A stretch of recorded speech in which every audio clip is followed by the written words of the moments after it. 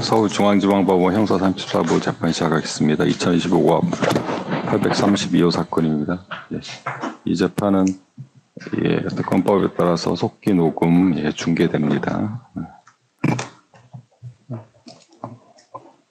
피고인 본인 나오셨고요. 특검에서는 특검보 나오셨고. 최윤영, 서성광, 구승기 검사 출석했습니다. 최윤영, 서성광, 구승기 검사님 나오셨고요. 변호사님들은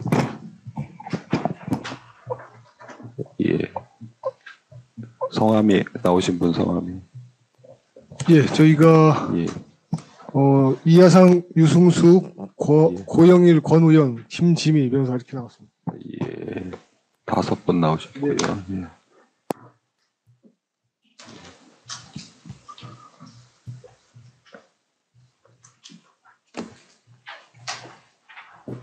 지난기일에는 송경원 증인 신문했고요. 지난기일 관련해서 의견 밝히실 게 있나요? 저희가 변론 요지서하고 의견서를 준비해 왔고요. 시간을 주시면 좀 간단하게 구두 변론 좀 하겠습니다.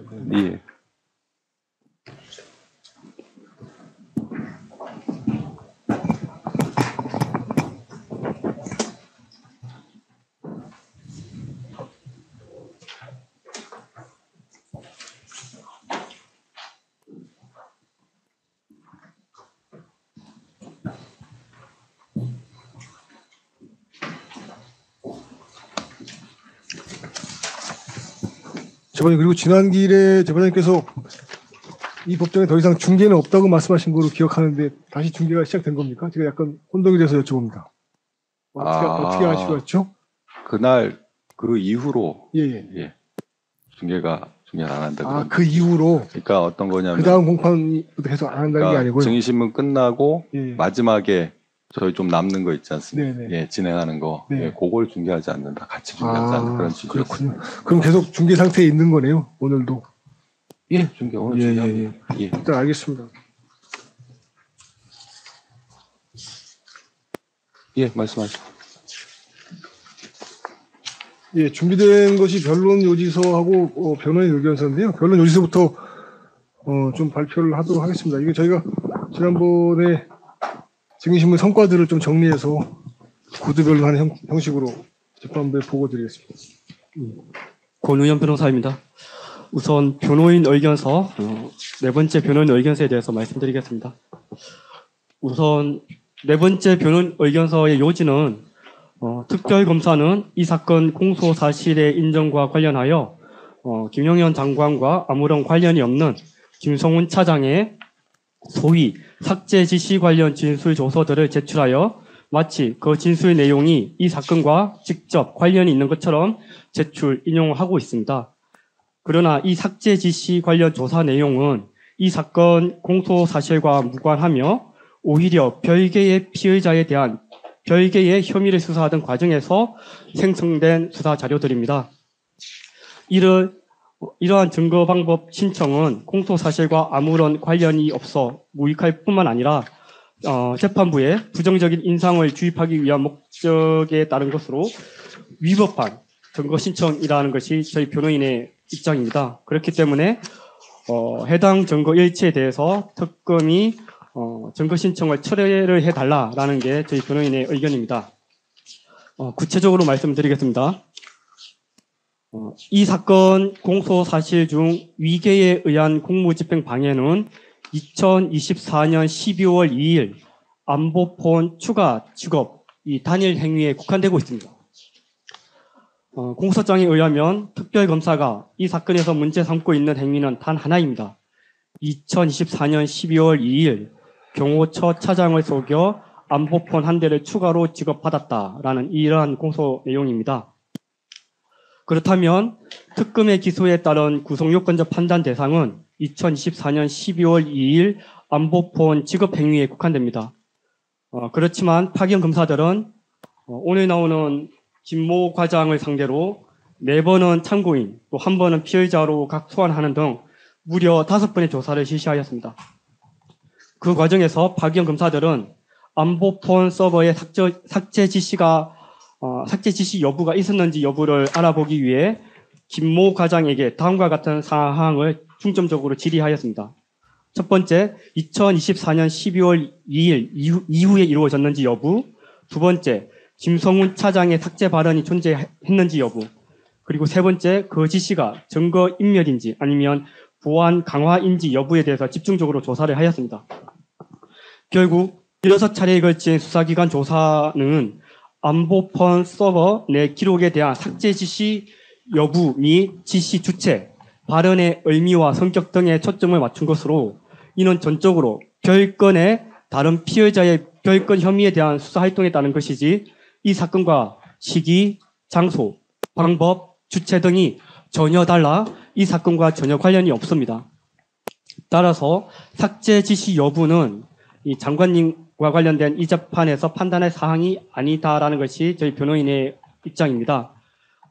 삭제 지시 여부 및 주체, 발언의 의미 등은 이 사건 공소 사실과 아무런 관련이 없고 무엇보다 특검이 주장하는 공소 사실이 인정되기 위해서는 첫 번째, 안보폰 직업 관련 담당 공무원이 누구였는지, 두 번째, 김용현 장관님이 위계를 사용했는지, 세 번째, 그 결과 안보폰 직업 관련 공무원의 직무 집행이 현실적으로 방해된 사실이 있는지 여부가 이 사건의 핵심 쟁점이라고 할 것입니다.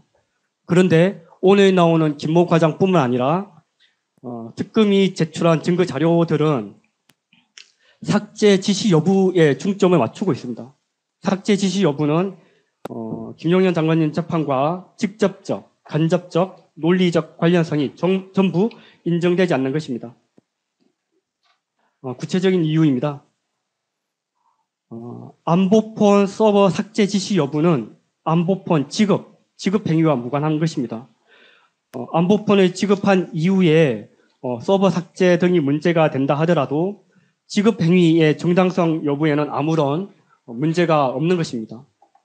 그리고 안보폰 서버 삭제 지시 여부는 공무집행 방해의 위계와 무관한 것입니다. 특검의 공소 사실은 2024년 12월 2일 지급할 당시에 위계가 있었는지 여부입니다. 그런데 이 행위와 관련되어서 그 이후에 2024년 12월 2일 이후에 누군가의 삭제 지시가 있었는지 여부는 이 사건 쟁점이 아닐 뿐만 아니라 지급 단계에 위계가 있었는지 여부에 대해서도 어떠한 영향도 주지 않는 것입니다. 그리고 안보폰 서버 삭제 지시 여부는 김용현 장관님과 행위와 무관한 것입니다.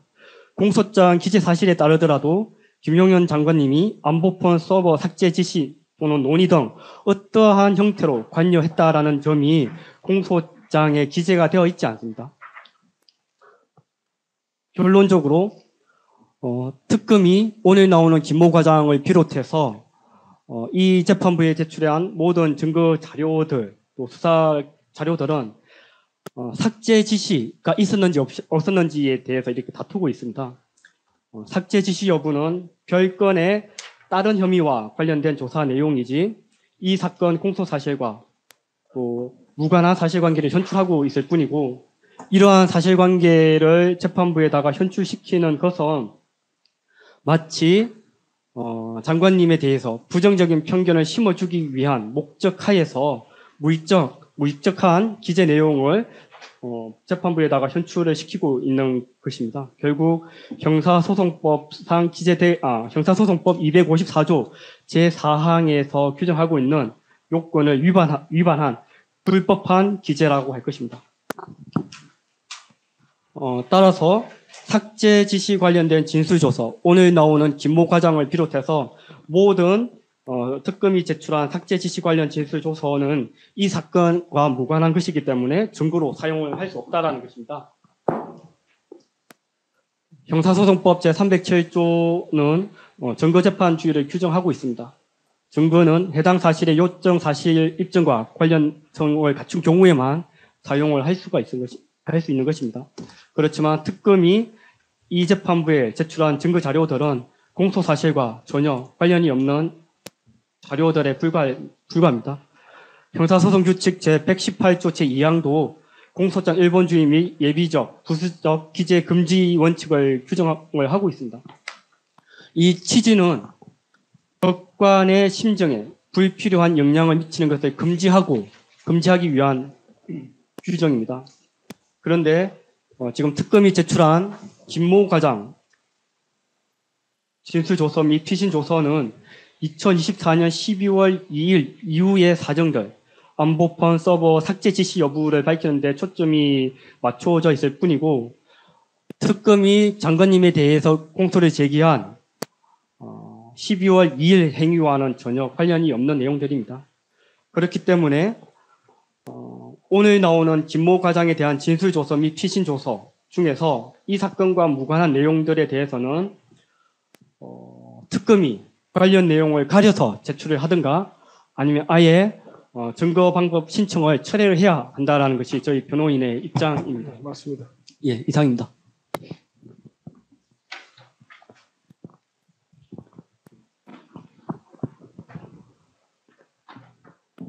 이어서 오늘 제출한 변론 요지서의 요지를 말씀을 드리겠습니다. 제4회 공판기일 변론의 내용을 바탕으로 변론 요지서를 제출했습니다. 요지를 먼저 말씀드리겠습니다. 먼저 이 사건 공소 사실에 근본적인 문제점이 내재하고 있음을 말씀드립니다. 잘못된 용어가 사용되고 있고 또 공소장 일부 기재가 불특정하며 잘못된 전제에서 사실관계를 왜곡하고 있다는 점에서 이 사건 공소사실이 갖고 있는 근본적 문제점에 대해 지적하고자 합니다. 또한 지난 기일 출석한 송모 경호관의 증언에 따라 이 사건 공소사실 중 위계 공무집행 방해에 대해서 세부적으로 반박하도록 하겠습니다. 먼저 이 사건 공소사실의 근본적인 문제점에 대해 말씀드리겠습니다. 저희가 지적하는 사항은 총 3가지입니다. 먼저 잘못된 용어 사용에 대해 말씀을 드리겠습니다. 지금 현재 특검은 의도적으로 비공식적인 표현을 사용하고 있습니다. 재판장님께서도 지난 기일까지 살펴보셔서 아시겠지만 안보폰이라는 관계법령에서 정하는 공식의 용어가 있습니다. 국가정보보안 기본지침 제56조 제4항에 따르면 안보폰이라는 그 분명하고도 정식의 명칭이 있음에도 불구하고 특검은 현재까지 안보폰이라는 표현을 의도적으로 외면하고 있고 공소장 기재 공소 사실은 물론 공판기일에서 계속하여 비화폰이라는 용어를 사용하고 있습니다. 특검이 이 용어를 굳이 고집하는 것은 대통령의 비상계엄 선포가 불법이라는 점을 재판부에 암시하고 안보폰이 마치 비상계엄에 사용된 불법 장비라는 취지로 악용하려는 의도에 따른 것입니다.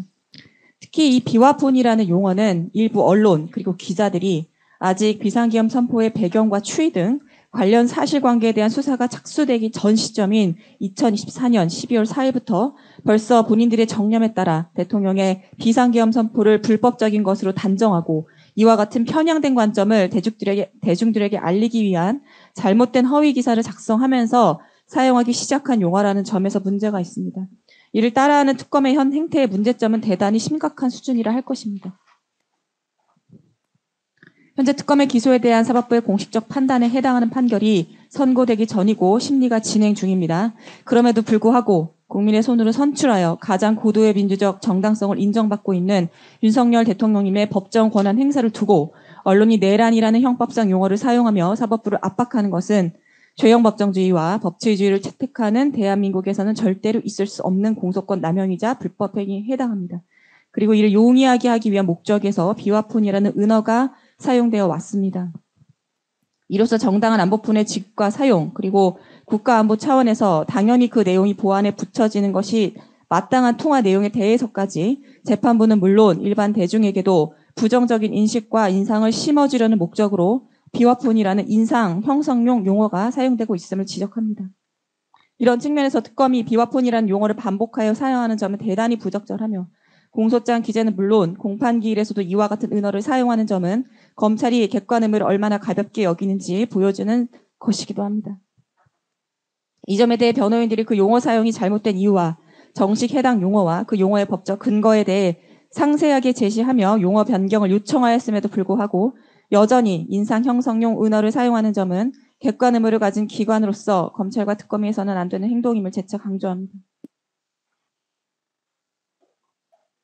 이에 장관님의 변호인들은 제1회 공판기일부터 현재까지 지속적으로 주장해온 것처럼 정식 명칭과 공식 명칭에 해당하는 안보폰으로 공소장을 변경할 것과 이후 변론 과정에서 위 정식 명칭을 사용하도록 재판부에 소송 지휘가 있을 것을 강력하게 요청합니다.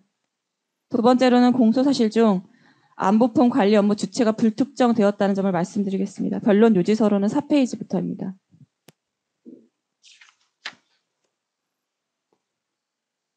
특검은 위계 공무집행방해 공소사실을 기재함에 있어 해당 공모를 정부 안보폰 관리 등에 관한 직무 수행이라고 기재한 후 그 주체를 담당 공무원들이라는 막연하고 추상적인 기재를 하였습니다.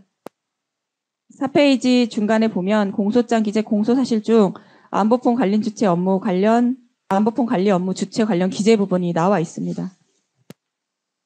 해당 기재는 대통령 경호처 내 어느 부서에 어느 직책에 있는 자들이 안보폰 관리 업무 주체라는 것인지 전혀 특정되지 않았으며 이와 같은 기재는 추상적이고 막연한 서술에 불과합니다. 또한 이와 같은 공소사실 기재만으로는 특검이 현재 정부 안보폰 관리 업무의 주체를 대체 누구라고 주장하는 것인지 전혀 알 수 없습니다.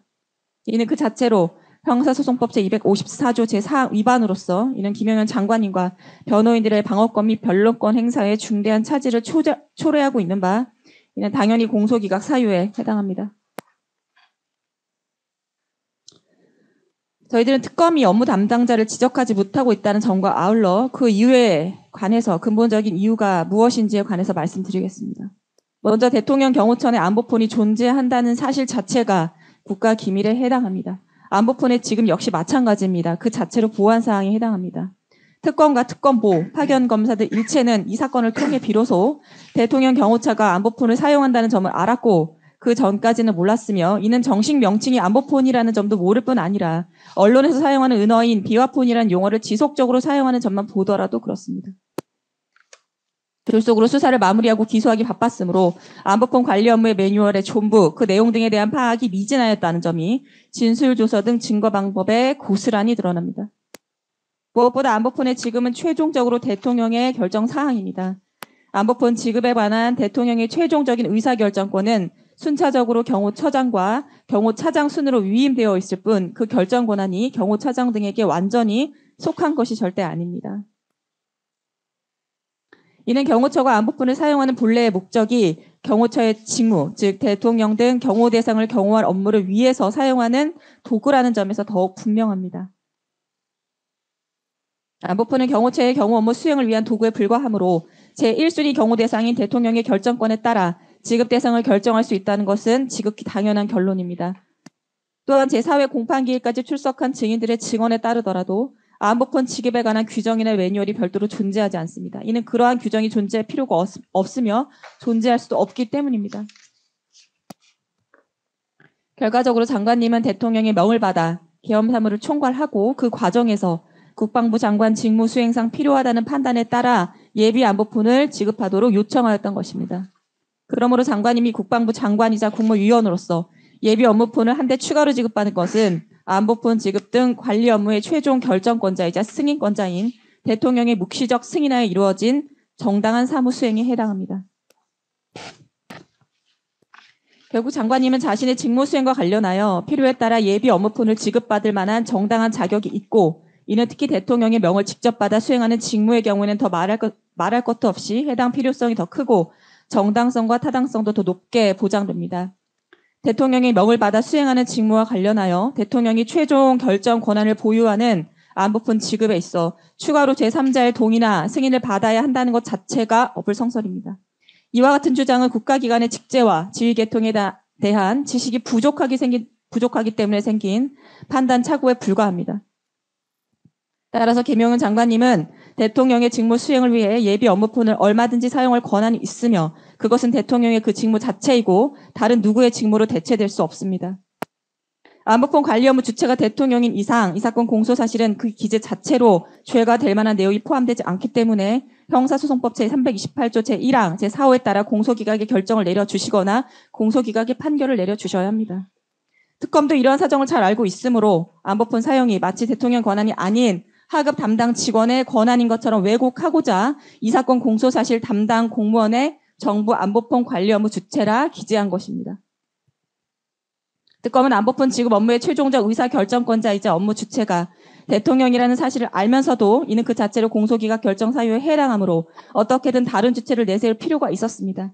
그러나 동시에 대통령을 대체하여 안보폰 지급 업무를 직접 담당하는 공무원이 누군지도 모르고 객관적으로 존재하지 않는 사람이나 직책을 제시할 수도 없으니 이를 전혀 특정하지 못한 채 막연히 담당 공무원들이라는 전혀 알 수 없는 기재에 그친 것입니다. 이와 같은 공소사실의 불특정은 형사소송법 제254조 제4항을 위반한 것으로 같은 법 제327조 제2호에 따라 공소기각 판결 사유에 해당합니다. 대법원 공소사실의 기재가 불명확한 경우 공소사실의 불특정을 이로 공소를 기각함이 상당하다고 판시한 바 있습니다. 말씀드린 바와 같이 이 사건 공소사실 중 안보폰 지급 및 관리 주체에 관해 불특정한 기재는 공소기각 결정 또는 공소기각 판결 외에 다른 방법이 없습니다. 공소사실의 특정은 법원에 대하여 심판의 대상을 한정하고 피고인에게 방어 범위를 특정하여 그 방어권 행사를 쉽게 해주기 위한 것입니다. 안보폰 지급 및 관리 주체가 누구인지는 행위 주체와 해당 관리 업무의 귀소, 책임의 범위 등을 결정하는 핵심적 요소입니다. 따라서 이와 같은 것들이 누구인지 명확히 특정되지 않은 경우 김혜원 장관님과 그 변호인들로서는 구체적으로 어떤 주체에 어떤 의무를 방해하였다는 것인지 실제로 어떤 공무집행이 현실적으로 어떻게 방해되었다는 것인지 특검의 주장 요지를 전혀 파악할 수 없어 방어권 행사에 실질적이고 심각한 장애가 이미 발생했고 이는 현재까지 지속되고 있습니다.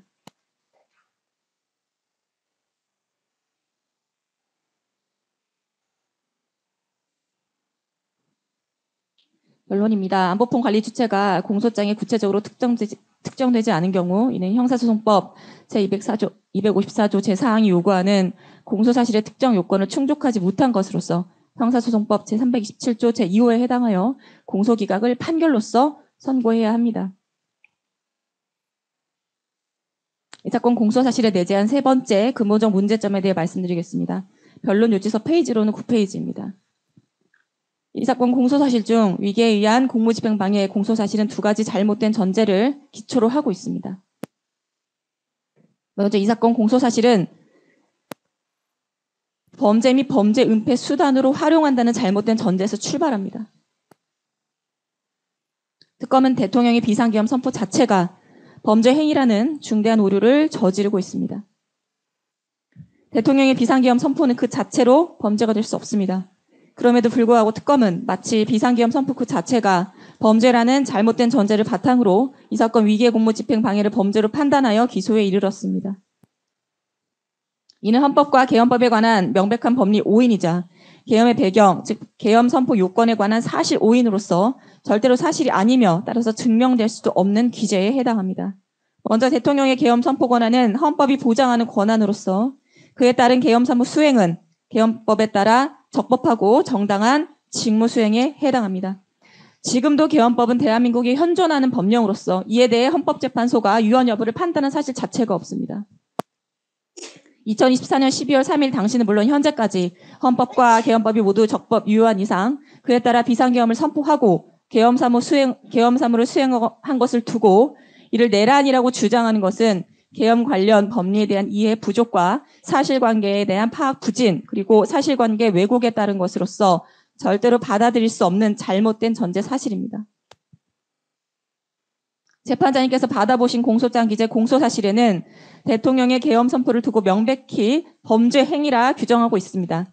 특검은 사법부의 판단이 무엇이든 상관없이 그리고 사법부의 결정과 무관하게 대통령의 비상계엄 선포라는 행위가 내란이라는 범죄 행위에 해당한다고 주장하고 있으며 이것이 현 특검의 공소장 논리입니다. 이는 특검의 판단을 사법부의 판단보다 우위에 두고 사법부 위에서 군림하겠다는 의지를 드러낸 것이므로 이 사건 기소는 헌법 질서와 헌법 체계를 무너뜨리는 위헌적 권력 작용에 해당하여 당연히 공소기각의 결론을 맞아야 마땅합니다. 두 번째 잘못된 전제 사실에 대해 말씀드리겠습니다. 바로 노상원 합동수사본부 제2수사단 노상원 전 정보사령관이 합동수사본부 제2수사단 실질적 단장이라는 기재 부분입니다. 노상원 전 정보사령관은 합수부 제2수사단 단장으로 임명될 사실이 전혀 없고 수사단장 역할을 한 사실도 전혀 없습니다. 이는 전부 특검에 입증될 수 없는 주장에 해당합니다. 그럼에도 불구하고 특검은 존재하지도 아니었던 사실이 있었던 것처럼 가정하고 그 가정된 사실 위에 터잡아 이 사건 기소에 이른 것이며 추가로 나아가 그것이 잘못된 불법적인 일인 것처럼 주장하고 있으나 이는 명백한 오류입니다. 재차 말씀드리지만 노상원 전 정보사령관은 제2수사단장으로 임명되지도 않았고 그러한 역할을 수행한 사실도 전혀 없습니다. 또한 그러한 일이 있다 하더라도 이는 대통령의 결정이나 장관님의 결정에 따라 얼마든지 가능한 것입니다. 그것은 전적으로 대통령과 국방부 장관이 갖는 고도의 군사상 재량 행위에 속하는 것인데 이를 근거 없이 불법적인 것으로 단정할 수 없기 때문입니다. 결국 특검은 사실관계 오류와 법리 오류를 모두 저지르고 있다고 할 것입니다. 결국 이 사건 공소사실 중 위계공무 집행 방해에 해당 부분은 위와 같은 두 가지 잘못된 전제 및 오류에 기초한 것으로서 애초에 적법한 공소사실로 인정될 여지가 전혀 없습니다. 다음으로 지난 기일에 출석한 송모 경호관의 구체적 증언 내용에 따라 이 사건 공소사실을 반박하도록 하겠습니다. 증인으로 출석한 송모 경호관은 자신의 담당 업무에 관해 상위 직급자의 지시에 따라 정부 안보폰을 수불하는 업무를 수행한다고 명확히 증언하였습니다. 특검이 제출한 증거기록 제4권 경호관 송모에 대한 검사 진술조서에 따르면 송모 경호관은 검찰에서 조사받을 당시 IT계획부서는 누구에게 안보폰을 지급할지 여부를 결정하는 업무를 하지 않습니다. 라고 분명하게 진술한 것이 확인됩니다. 해당 기재 내용을 보면 송모 경호관은 누구에게 안보폰을 지급할지 그 안보폰을 누가 어떤 범위에 사용할지 자신은 관여할 수 없고 관여하지도 않는다고 분명하게 진술했습니다. 동일한 증언이 법정에서 현출되었습니다. 그렇다면 송모 경호관의 담당 업무는 정부 안보폰의 실무적 관리와 수불 업무에 그치는 것이며 그 지급과 관련된 업무는 그의 권한 밖에 있는 것으로서 송모 경호관은 공소사실 기재의 담당 공무원, 즉 정부 안보폰의 관리 주체가 될 수 없음이 명백합니다. 결국 특검이 IT경호처 소속 경호관들을 상대로 임의 조사를 빙자한 강제 조사를 새벽까지 강행하면서 현재까지 얻은 결과는 IT계획부서는 안보폰 지급에 관한 의사결정을 하지 않습니다. 라는 진술이 전부입니다.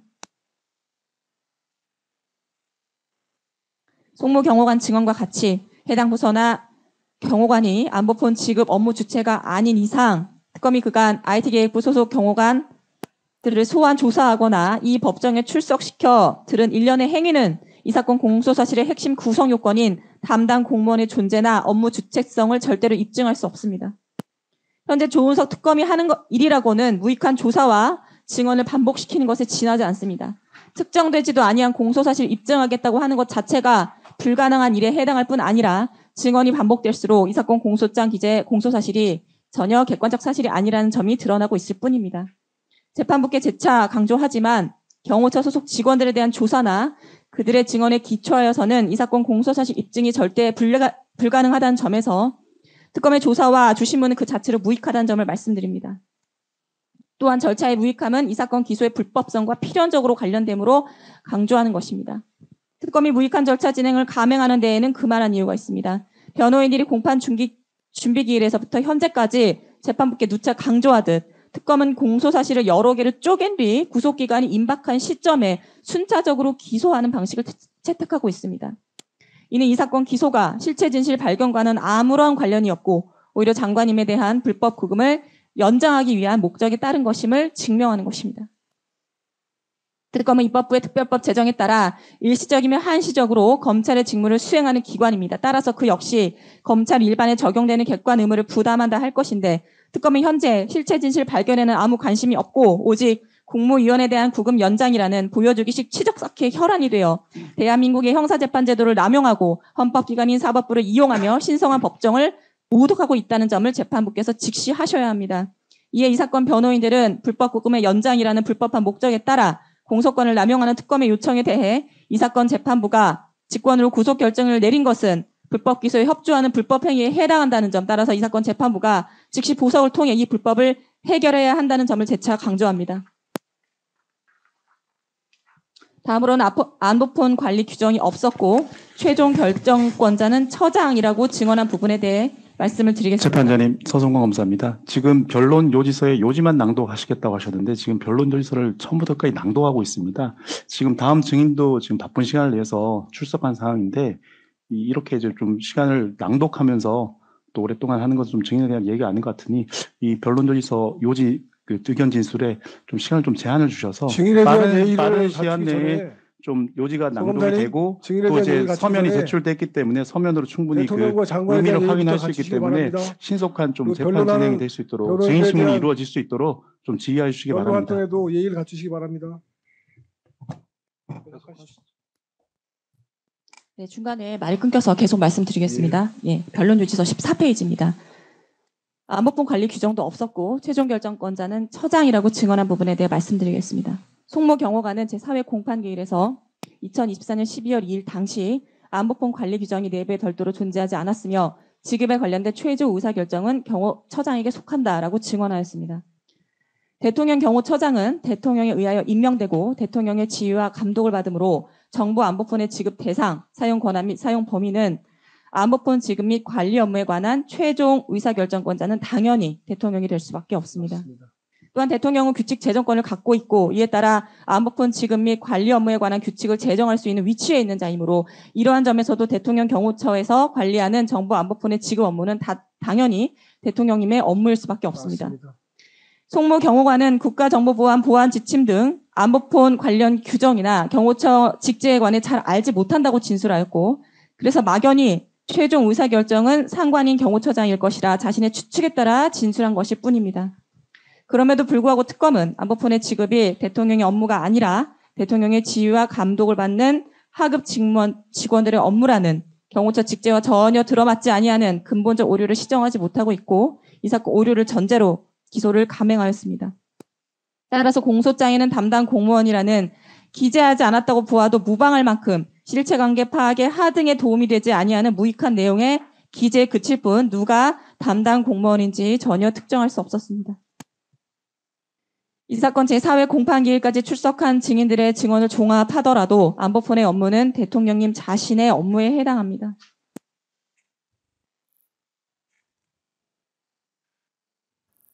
특검에 소환한 증인들 모두가 나는 안보폰 지급에 관여하는 사람이 아니며 안보폰 지급 주체가 아니다라고 하면서 안보폰 지급에 관한 결정권이 없음을 시인하였습니다.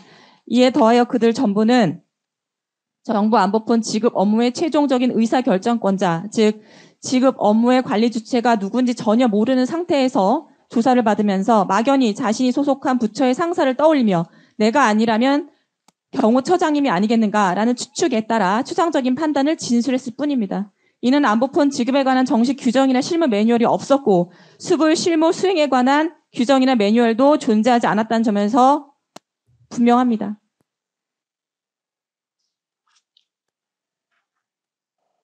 다음으로 장관님이 사용할 수 있는 안보폰의 범위에 대해 말씀드리겠습니다. 장관님이 안보폰을 사용 가능한지 총 몇 대의 안보폰을 사용할 수 있는지 등은 안보폰 지급에 관한 의사결정으로서 이는 최종적으로 대통령님의 결정사항, 대통령님의 직무입니다. 특검 주장에 따르면 안보폰 지급이 경호처 소속 아무개, 즉 누군지 특정할 수는 없지만 경호처 어디엔가는 존재하는 성명불상의 공무원의 업무에 해당한다는 것인데 이러한 특검 주장의 전제에 따르더라도 해당 공무원에 대한 최종적인 지휘와 감독 및 업무 지시를 내릴 수 있는 분이 바로 대통령이라는 점에서 그 업무의 최종적인 귀속권자가 대통령이라는 점은 너무나 당연합니다.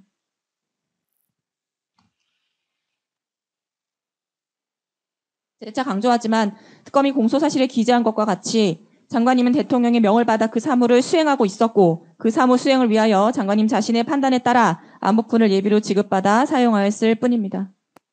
또한 장관님이 안보폰을 예비로 지급받아 이후 어떻게 사용할 것인가는 장관님이 수행하는 업무의 보안성 평가에 따라 결정하면 되는 사항이고 그 누구의 통제나 지시도 받을 필요가 없습니다. 따라서 장관님이 국방부 장관으로서 예비 안보폰을 정당하게 지급받은 후 그것을 어떻게 사용하였는지는 전적인 재량에 붙여진 사항으로서 이 사건 재판부에 의해 사법심사가 미칠 수 있는 영역이 아닙니다. 그럼에도 불구하고 특검이 이를 사법심사의 대상이 되는 영역인 것처럼 곡해하고 장관님의 영역에 속하는 재량권 행사까지 문제 삼는 것은 대통령의 계엄 선포에 대한 사법부의 판단이 있기도 전에 이를 범죄행위라는 표현을 함부로 사용하면서까지 불법적인 것으로 단정하고 이를 이 사건 재판부에 받아들이라 강요하고 있는 것입니다. 사법부는 검찰이 미리 정한 결론과 결론의 방향에 종속될 필요가 전혀 없습니다. 맞습니다. 특히 이 사건과 같이 내란이라는 형법상 죄명을 이미 성립한 것으로 단정하고 이 결론대로 판결을 이끌어내려는 특수 목적화에 조직된 특검이 헌법상 죄형 법정주의와 법치주의, 무죄 추정의 원칙을 위반하면서까지 밀어붙이는 반헌법적 기소에 대해서는 더욱더 철저히 엄격한 태도로 공소사실의 진위 여부를 판단하셔야 합니다. 맞습니다. 그래야 사법부가 정치 권력에 휘둘린다는 오명에서 자유로울 수 있고 오직 법과 양심에 의해서만 판단하여 사법부의 독립성과 재판의 권위를 지킬 수 있으며 이와 같이 사법부의 권위와 독립이 지켜질 때 국민의 자유와 기본권도 보장될 수 있다는 점을 재차 강조합니다. 이상으로 변론 요지서와 요지를 구두변론을 마치겠습니다. 예, 특검에서 뭐 의견 밝히시죠. 네. 예, 변호사님께서 말씀 길게 하셨는데, 뭐 일단 이 사건 구조나 해당 죄에 대한 법리를 전혀 이해하지 못한 채 작성된 독자적 의견 서면을 좀 낭독한 것으로 보입니다. 추후 반박 의견서 제출 여부를 검토해 보도록 하겠습니다. 금일 신문 예정인 그 증인에 대한 조서 철회 의견에 대해서만 좀 발언하도록 하겠습니다. 변호인께서는 경호처 관련 그 특수공무집행방해 사건에서 작성된 경찰 조서들을 문제 삼는 것으로 보입니다. 지금 작성된 조서들 중에 경찰 1회 조서는 이 사건 대상물인 비화폰에 대한 전반적인 설명 내용을 담고 있고요. 경찰 3회 조서는 비화폰 관리 규정 관련 내용, 암호자재 사용인과 관련 내용, 또 피신 조서나 검찰 조서는 이 사건 전반적인 내용을 다 포함되고 있는 주요 조서들입니다. 이는 이 사건의 핵심 내용에 해당해 증거 제출 필요성이 있고 금일도 그 각 조서 내용 중에 본건과 관련된 부분만 특정해서 신문 진행할 예정입니다. 이 사건 조서 내용에 형식비가 인용되거나 뭐 언급되거나 국가 군사비밀 사항이 직접 언급된 내용이 전혀 없는 점도 고려해 주시기 바랍니다. 이상입니다.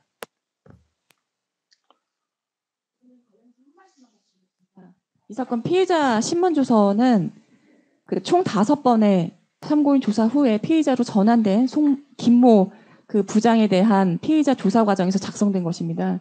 여기에 기재되어 있는 혐의는 증거인멸입니다. 다시 말해서 안보폰 관련 서버 기록을 삭제한 것이 증거인멸에 해당하는지 여부를 판단하기 위해서 피의자 조사가 진행이 된 것이고 이 피의자 조사를 위해서 5번의 참고인 조사가 이루어져 있습니다.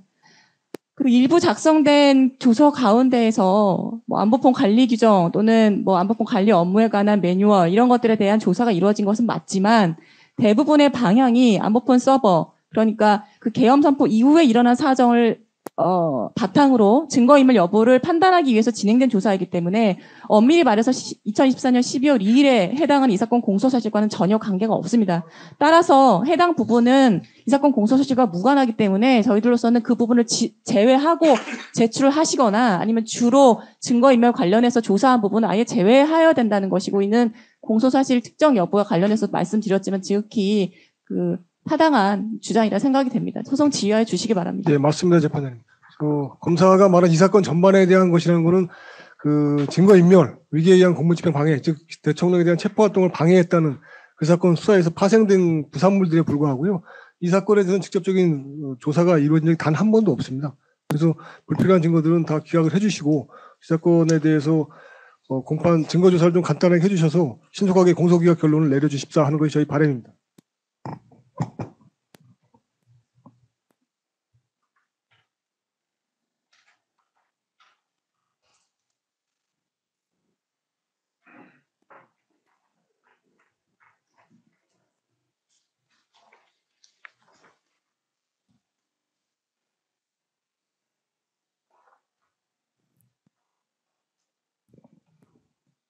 한 가지만 더 말씀드리면 그 비화폰을 안보폰으로 고치는 공소장 변경은 좀 조속히 명을 좀 해주십시오, 재판장님.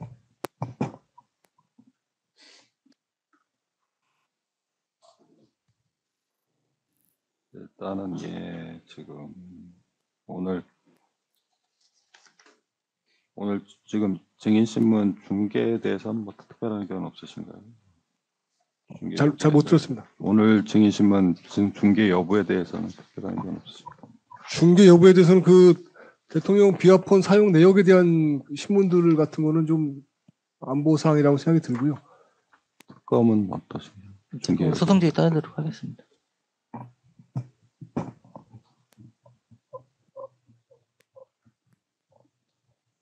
기본적으로는 그 경호처 직원들에 대한 신문은 방송은 제한되는 것이 맞겠다는 입장입니다.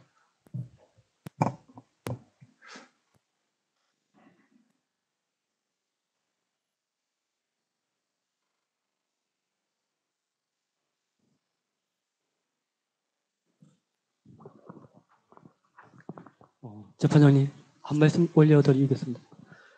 오늘 나오는 증인이 경찰의 피의자 신분에서 조사받은 내역을 보면 수사기관에서도 인정한 국가기밀과 관련된 내용이 있습니다.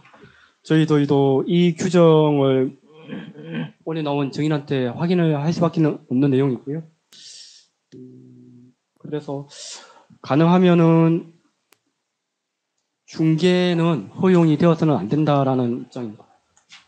이거는 이제 특검에서도 확인 가능한 자료이고요. 증인 신문은 그냥 중계 불허가 결정을 해주십사 부탁드립니다, 재판장님.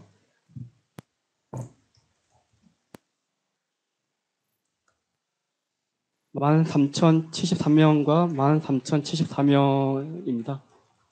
이 부분은 국가기밀로 제가 확인이 되고 있고, 역시 이 부분을 저희 변호인에서는 오늘 나오는 증인한테 확인을 할 부분이기도 합니다.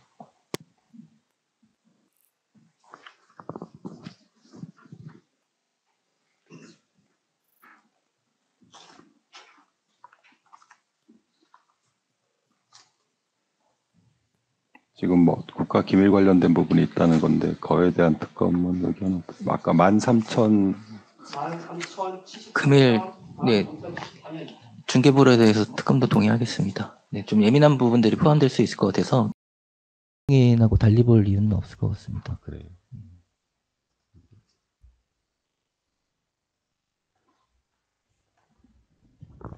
그리고 고영일 변호사입니다. 그리고 보안 업무 규정 보안 업무 규정 위반된 이런 조금 이따 하시죠. 합의 중.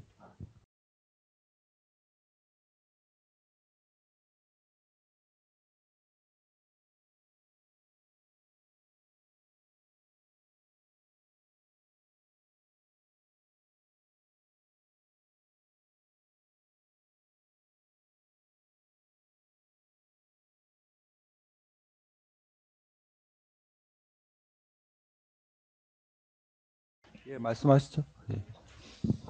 그리고 대통령 경호처 서버실 위치 부분이 다 노출이 돼 있고, 그 다음에 보안 업무 규정에서는 이 안보폰에 대한 2급 비밀 소통용 암호 자재이기 때문에 이것을 촬영하거나 또 이거를 출력하거나 이렇게 할 수 없는데, 이미 이 지금 피신 조서를 통해서 보안 업무 규정 위반 내에서 촬영된 사진들을 제시하면서 나오고 있기 때문에 사실 이 부분이 공개되면 상당히 위험할 국가안보에 지장을 줄 우려가 있기 때문에 저희들은 이 중계라든가 공개하는 부분에 대해서 이루어지면 안 된다는 입장입니다. 예. 그럼 일단은 양측 의견과 여러 사정을 고려해서 중계는 안 하는 걸로 하고요. 그게 뭐 비밀 비밀 누설이 우려되는 부분을 생략하고 아니면 뭐 약간 직접적으로는 안 드러내고 신문하시는 방법이 아예 어렵나요? 그게 뭐 물어보실 수밖에 없을 텐데. 아니 저희들은 검사들이 주신문에서 그걸 쓰면 탄핵을 해야 되기 때문에 그런데요. 네. 증거를 배제해 주시면 저희들은 어차피 그 부분 노출이 안 되니까 그럴 우려가 아예 없을 것 특검에서는 같습니다. 거기에 아까 13,000 몇 번. 그 부분이 그 비밀과 뭐 어떻게 반드시 주신문에서 물어보셔야 되는 상황인가요? 주신문에 포함된 사항은 아닌 걸로. 아 그래요. 그러면 그거는 양측에서 좀 자제를 해주시는 걸로 해서 예, 일단 그렇게 하겠는데요. 그렇게 좀 중계는 그럼 하신다는 말씀이신가요? 중계는 안 하고 안 하시고요. 예. 중계는 그러면 오늘 증인신문에 대한 중계는 안 하고 중계는 이제 오늘 중계는 여기서 멈추는 걸로 하고요.